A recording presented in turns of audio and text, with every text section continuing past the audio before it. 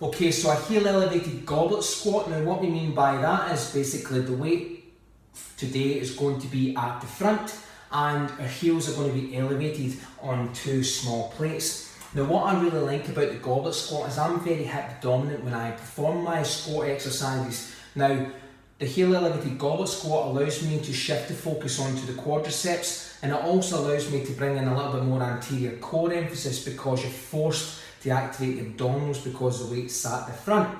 Now if you're having trouble stabilising with your abdominals in the back squat, then a goblet squat might be a good activation exercise to get you started with first and foremost. Now what this also allows me to do is get my hamstrings very close to my calves. And what I've noticed over the last few months since I've been doing exercises like this, especially quadricep exercises, that my quads are a lot more mobile, and now they're starting to get blood into them, get a pump in them, and they're actually starting to grow, which was always an issue for myself over the last 6 or 7 years.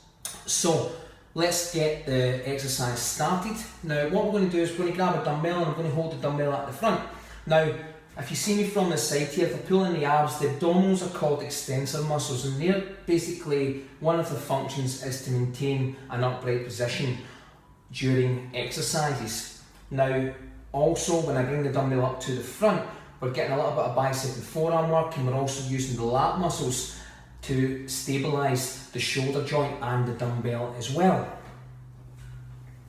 So I don't want you to be pinching your shoulders back. You don't have to do that. What I want you to do is pull the waist down and pull your shoulders down into your sides, and that will activate the lats and stabilise the abdominal area. Okay, so what I like to do here is bring my feet as close as possible. I'm not interested in how much weight you can load on a goblet squat because it's one of those exercises that it's very hard to seriously load up with as well, because of the amount of weight that your upper body is going to have to hold when you're performing the exercise. So these exercises I like to maybe do 9 plus to 20 repetitions. Now if you're just doing this exercise, the squatting exercise, I'd highly recommend that you just do your regular squat positioning. Now what I like to do is I like to keep my feet as close as I can and keep my heels as close as I can.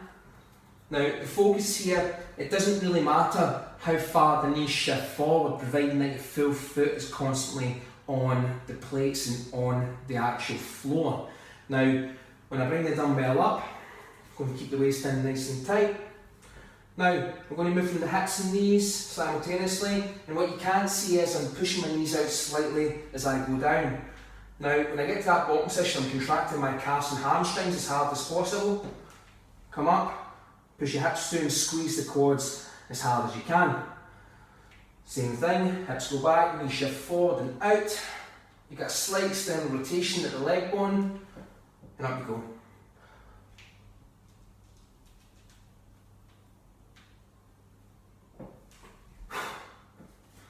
And that's the heel elevated goblet squat.